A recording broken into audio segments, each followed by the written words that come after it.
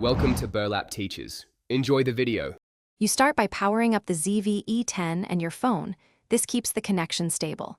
Once done, open the camera menu and set network or connection to smartphone mode so the camera broadcasts.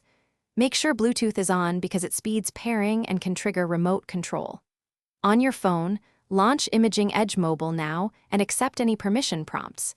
This allows file transfer and remote shooting. These steps prepare both devices to see each other and exchange data securely. You next pair the two devices.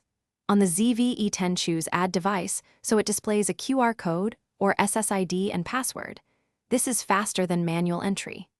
Once you see that on camera, tap Scan QR in Imaging Edge Mobile or select the camera's Wi-Fi network in your phone settings using the shown password.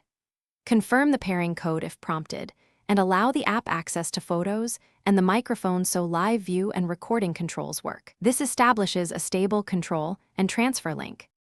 You can now use live view to frame, adjust exposure, and trigger the shutter remotely. This reduces camera shake and helps composition.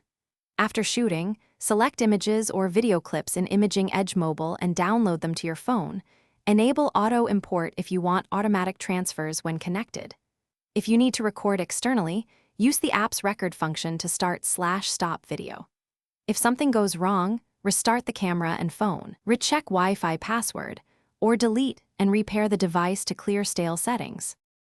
Thanks for watching. Consider subscribing if this video helped you.